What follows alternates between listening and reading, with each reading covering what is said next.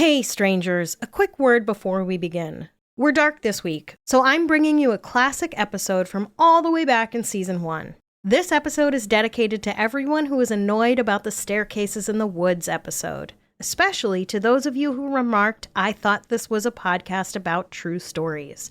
Just a reminder that I do tell true stories, and also I tell lots of stories about made-up things, like talking dolls, Lake City quiet pills, ghosts, Mothman, Slenderman, and all kinds of cryptids, including the Loch Ness Monster, who is indeed not a real thing.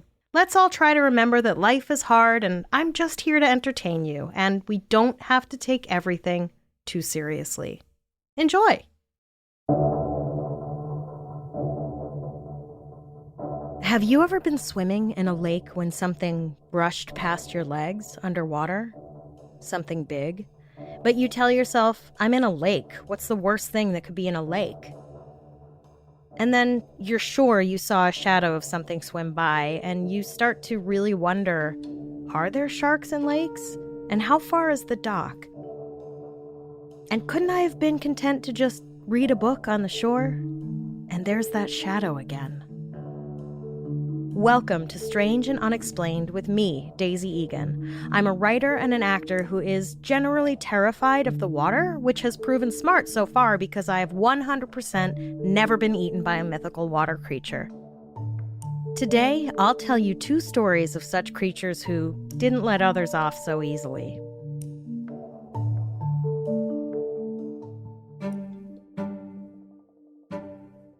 In the mid-6th century, which was a really, really long time ago, just to be clear, an Irish priest named Columba was cavorting around Scotland, converting the heathens of the land by showing them how cool his god was.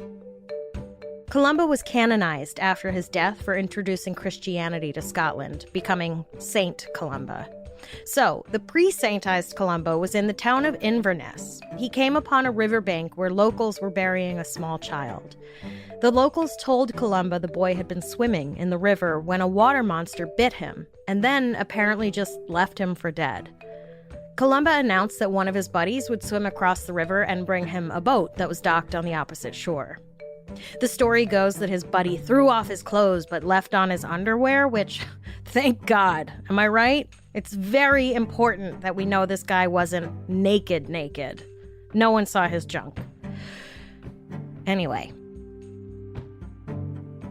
The guy dove into the river and was very soon confronted with the same water monster that had bitten the child. But yea, did Saint Columba hold up his holy hand and make the sign of the cross. And he spake unto the beast, Think not to go further, nor touch thou the man. Quick, go back. And lo, did the beast retreat, as though pulled by cords, back to the murky depths from which he did come.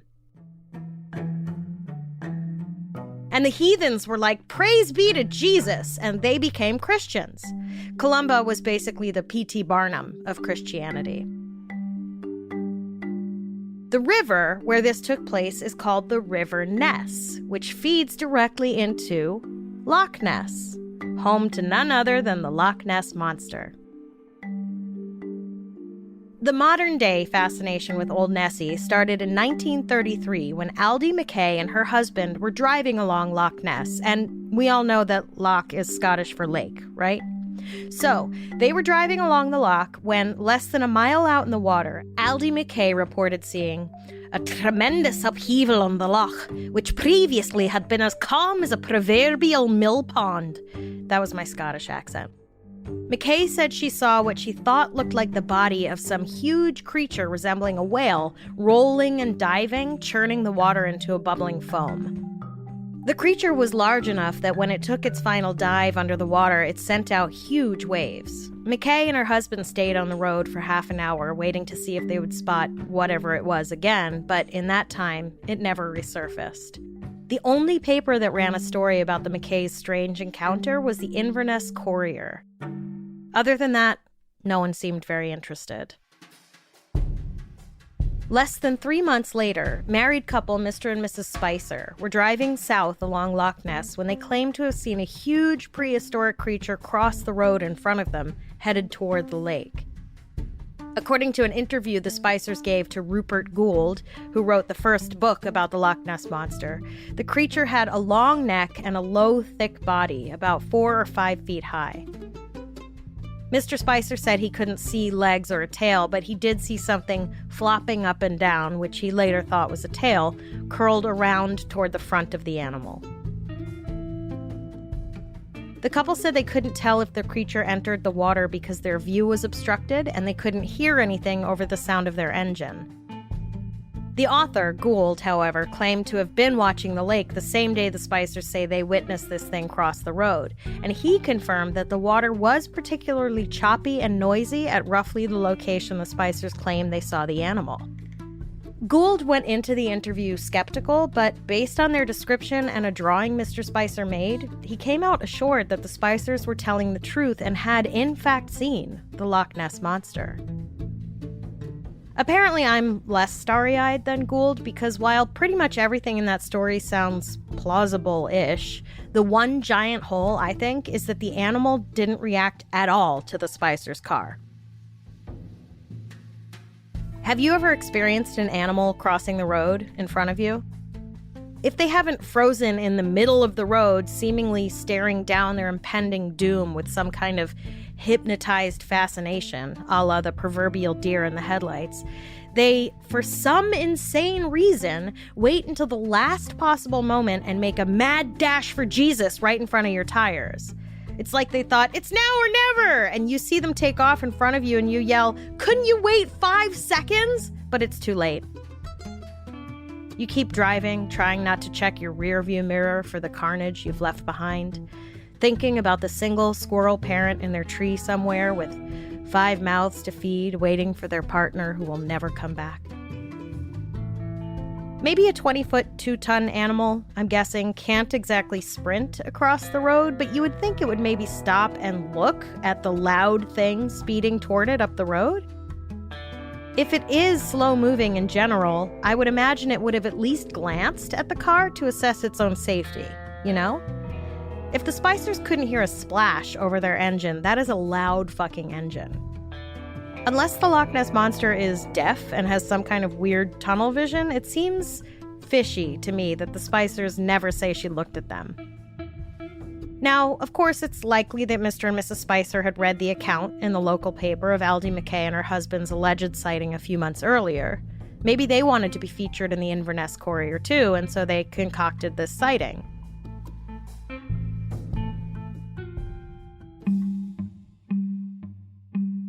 The beast in Loch Ness was already a local legend, whether or not people knew its origins. It's likely that anyone in that part of Scotland knew about a mythical beast that supposedly lived in Loch Ness. It was probably used to warn children not to swim out too far. An aquatic boogeyman.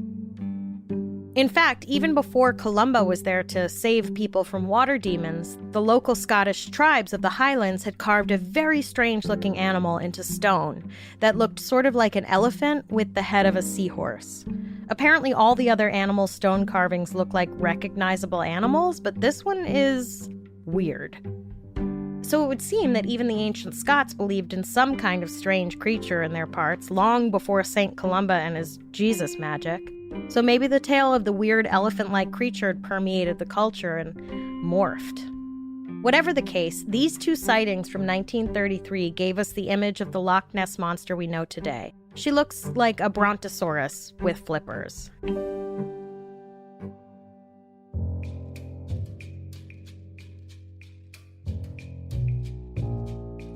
As 1933 went on, the papers began to pick up on the Loch Ness Monster mania, and reporting increased. Fanned on by these news reports, the London Daily Mail hired a big game hunter who also happened to be an actor and a filmmaker. I guess millennials didn't invent the side hustle. To track and capture the monster of Loch Ness. His name was Marmaduke Wetherill. Marmaduke Wetherill. It took Marmaduke less than 4 days to find footprints of the elusive creature. He made a big show of making plaster casts of the tracks and had them sent to the Natural History Museum in London. In under a month, the museum came back with their official findings. The tracks were made by a hippo. A hippo? I hear you cry. I didn't know there were hippos in Scotland. The museum elaborated that the tracks were made by one hippo foot. One hippo foot? I didn't know there were one-legged hippos in Scotland. The museum elaborated further that the tracks were likely made by, wait for it, an umbrella stand or ashtray made from a hippo foot. Let's have a quick drink, shall we? Could you imagine seeing a beautiful, majestic creature in the wild, an elephant or a hippo, say, and thinking, you know what I'd like to do? I'd like to murder that beautiful animal and turn its feet into an ashtray. Now, either Marmaduke wasn't in on it and someone else made the fake tracks and he genuinely thought they were Loch Ness Monster tracks and confidently sent them off to London like, watch this, everyone. Or Marmaduke himself grabbed his hippo foot accessory and stamped it into the road at Loch Ness and sent the plaster cast off to London like, watch this, everyone. Either way, he couldn't have been a very competent big game hunter. Surely most big game hunters know that big game animals have both left and right feet, generally speaking. And then, of course, there are the photos. Just because no one has ever caught the actual beast itself doesn't mean they haven't caught it on film. But are there more to those photos than meets the eye?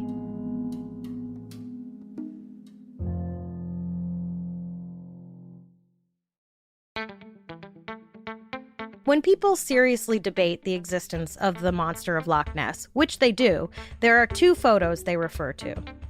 The first photo was reportedly taken in November of 1933, and I honestly don't know how to describe it.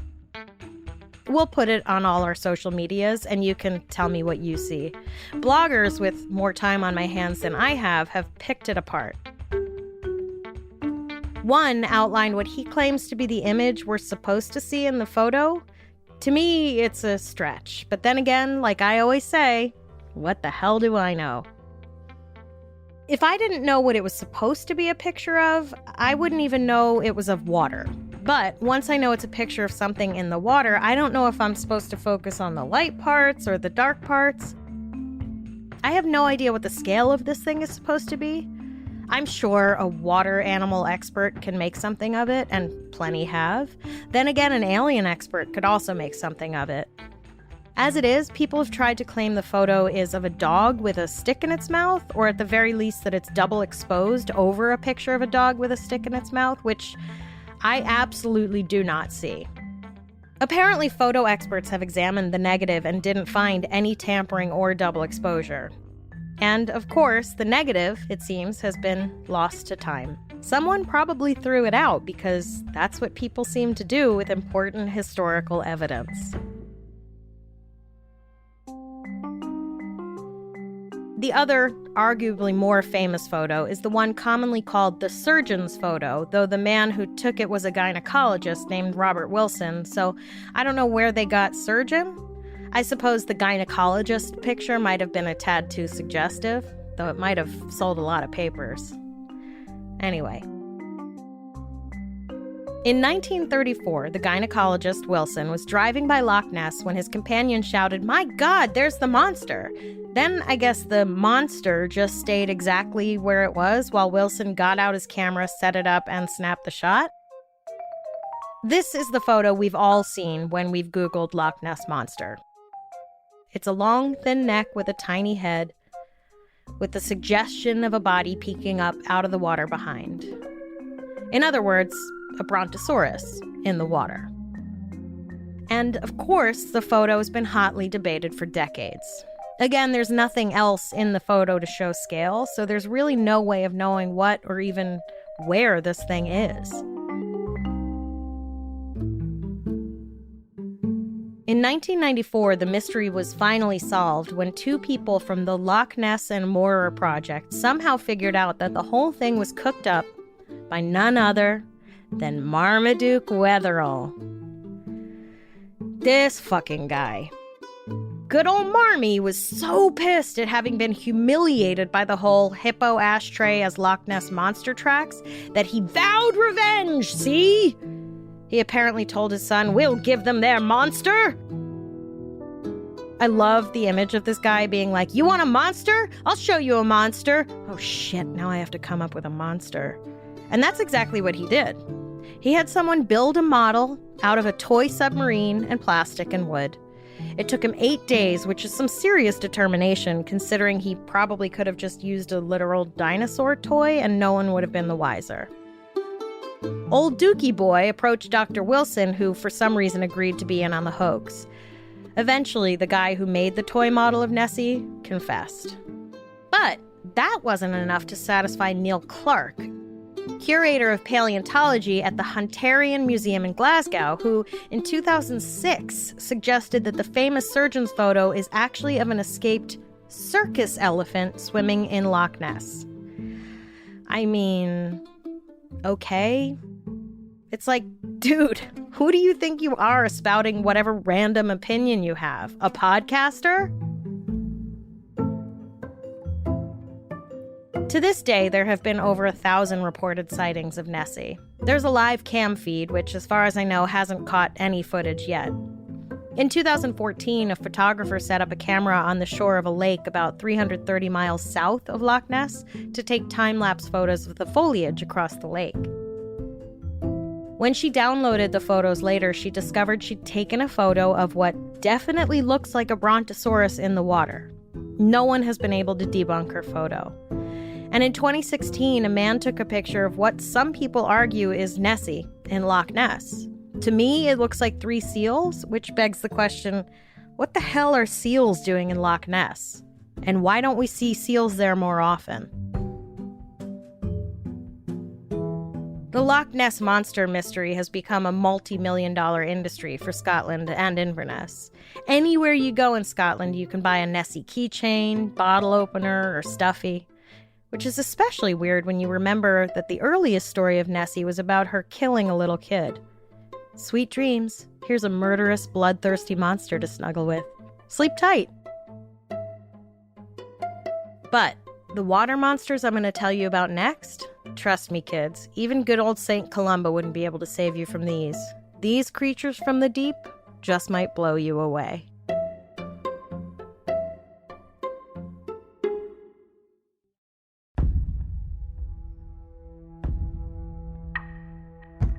In the southern part of Siberia, near the Mongolian border, lies the oldest and deepest lake in the world, Lake Baikal.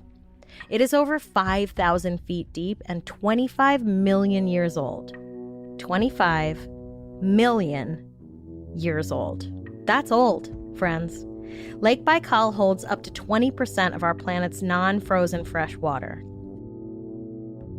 For reference, the Great Lakes are only 3,000 years old, and all 5 of them together hold about 20% of the planet's water. Okay? But considering what may be living in it, you might want to think twice before going for a dip in Lake Baikal. For decades, locals, scientists, and Russian military have reported lots of strange activity in and around Lake Baikal. Weird, inexplicable lights, bizarre shapes in the water, radar blips of unknown origin, whole ships being swallowed up by the water with barely a trace they ever existed, and, of course, UFOs. In 1982, during a naval diving exercise, dozens of feet below the surface of Lake Baikal, some divers came upon a small group of what must at first glance have looked like humans swimming in the depths. The naval divers quickly noticed, however, that the swimmers didn't seem to be wearing any scuba equipment. They were more than 160 feet deep in the water. And for those of you like me who have no idea how things work, experienced divers don't go more than 40 feet deep without scuba gear. The swimmers were, however, wearing what appeared to be tight-fitting silvery suits and sphere-like helmets. It was then that the naval divers noticed these mysterious underwater visitors were nearly 10 feet tall. Before anyone knew what was happening, these 10 feet tall humanoids wearing no scuba gear swam even deeper into the icy waters, disappearing into the murkiness below. Naturally, of course, the whole group was like, what? The Navy guy in charge of this group reported the strange encounter to Lieutenant Colonel Gennady Zverev, who conducted periodic training of reconnaissance divers, or frogmen, from the Turkestan and Central Asian military regions. Colonel Zverev was also like, what? So he sent 7 highly trained divers to Lake Baikal to capture one of the creatures. So there, at Lake Baikal, the naval divers descended deeper and deeper into the increasingly frigid water, and apparently got lucky and encountered the same mysterious creature on their first try. One of them tried to throw a weighted net over one of the creatures. Here, the divers' luck ran out. Some kind of invisible force, probably a high-powered sonar wave, shot the 7 divers back. No one knows if it came from the humanoid creatures themselves or from some equipment that was hidden deeper in the dark waters. Whatever it was, it blasted the divers with such force and speed that, according to local witnesses, they were catapulted more than 30 feet into the air before splashing back down into the lake, at which point one of them turned to the other and said, "We're gonna need a bigger net." That was a Jaws reference. Also, I'm kidding. I'm pretty sure none of them could say anything at this point. Now, because of my aforementioned terror of the water, I myself have never had to surface from the great depths of any body of water, let alone been thrown from the depths into the air. And again, I will say my terror is well placed because apparently the human body is not meant for such activities. If you surface too quickly from deep water, you can get the bends, which is not only a pretty good Radiohead album, but it's a pretty awful disease where nitrogen leaks out of your blood into your body and wreaks havoc and can kill you. Listen, kids, if the scary underwater monsters don't get you, the air pressure will. Just stay on land, please. All 7 naval divers got the bends, which, by the way, is excruciatingly painful. The only remedy for the divers was to be immediately put in decompression chambers. Unfortunately, all but one of the local naval-based decompression chambers were out of service. Each chamber was designed to hold no more than 2 people at once. So, there's 7 men, probably all writhing in indescribable pain, and 1 working decompression chamber to help them. Someone decided they could squeeze up to 4 men in at once, but no more, which meant the other 3 would be doomed. Let's just pause for a moment to imagine that discussion. Okay, so I have good news and bad news. Did they draw straws? Rock, paper, scissors? Like, how do you decide who lives and who, at best, continues suffering unbearable pain or, at worst, dies? And before you accuse me of making light of an awful situation, let me just say, where have you been? This is how I cope with things that are too awful to process. It's okay. However they got to their decision, 3 naval officers died, including the lead diver on the mission, and the remaining 4 men were permanently injured.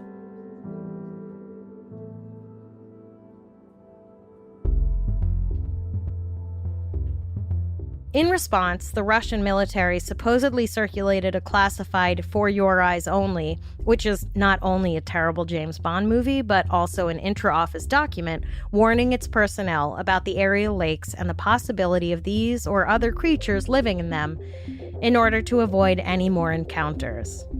Can you imagine the guy who had to type up this memo? Like he joined the military for patriotism and glory, but somehow ended up on desk duty typing up documents about all the cool stuff he'll never get to do. And he's like, aliens? In lakes? Aw, man, are you kidding me? And I have to say, this is kind of a great response. I feel like just as easily they could have decided to send bombs into the lake and blown whatever it was in there out. That's probably what we would have done if this had happened in Lake Michigan or anywhere in the US, TBH. Basically, the Russians were like, you know what? Between the weird lights, UFOs, and now humanoid sea creatures with some kind of lethal sonar technology, let's just go ahead and be cautious in these lakes, okay? According to Russia Today, which as far as I can tell is the Russian equivalent of Fox News, in 2009, the Russian Navy declassified a bunch of documents regarding encounters with UFOs or unidentified underwater objects. It's unclear if the 1982 incident with these 7 divers is included in those documents. I don't think it is. And of course, without official documentation, it could be just another unverifiable, made-up, strange encounter with the unknown. As far as I can tell, no one has ever come forward to be like, one of the naval divers who died was my husband, father, brother, son. Call me overly litigious, but if my loved one died as a result of military negligence, I would, I don't know, sue? Then again, maybe the Russian military paid the victims' families off preemptively. Like, hey, sorry, almost all our decompression chambers were out of order when we sent your loved one 160 feet into the water where they were trying to capture an alien. Hey, here's some money. Please never speak of this again. But Vladimir Azhaja, a Russian UFO researcher and former Russian naval officer, doesn't discount the possibility that there are underwater bases for extraterrestrial beings. That's actually a pretty commonly held theory in the UFO world. If a former naval officer thinks it's possible that aliens are living among us with secret underwater bases, I don't know. It seems like that shit might really be possible.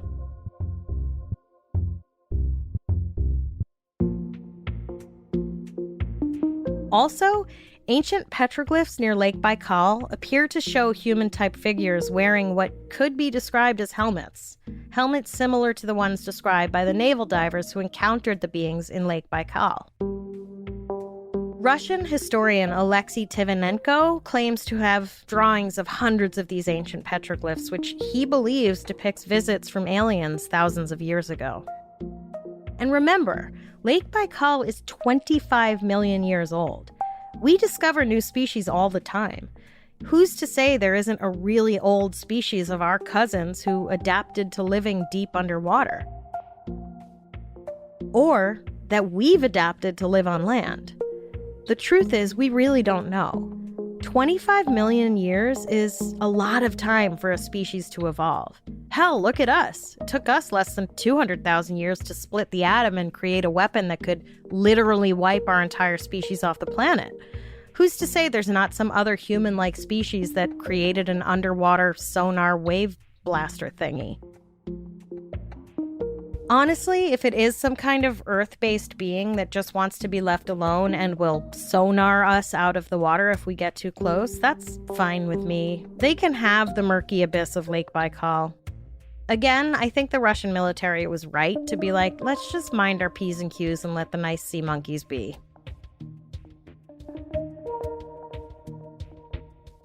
But if they are aliens, what are they doing down there? Like, you're gonna move into the nearby woods all hidden like, and then come at me with a shotgun if I happen to stumble upon your secret woods hideout? What the fuck are you doing in there? And why my woods? What's in there you need so bad? How am I supposed to not at least wonder about it?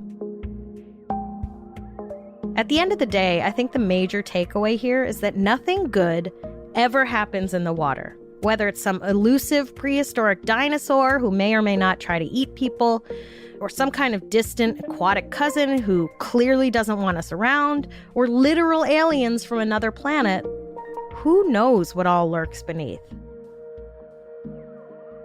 Think about that next time you're lazing in an inner tube with a cold beer in your hand, floating peacefully along the pristine surface of your favorite swimming hole.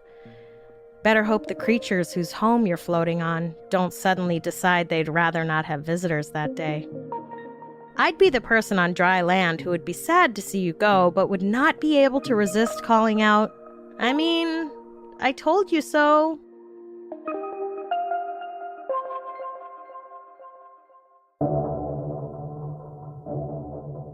We have a lot of fascinating and bizarre stories to share with you this season, but we want to hear your episode suggestions as well. If you have an idea for anything we should cover, whether it's a well-known case or something that happened in your town that the world hasn't heard about yet, go to our website, strangeandunexplainedpod.com, and fill out the contact form. This episode was written by me and researched by Jess McKillop. A complete list of our sources for each episode is available on our website. Our episodes are mixed and edited by Jennifer Swatek. If you like our show, please help us out by rating and reviewing us on Apple Podcasts. Follow us on Instagram and Twitter. We are at SNUpod. And check out the Strange and Unexplained with Daisy Egan Facebook group to join in the conversation.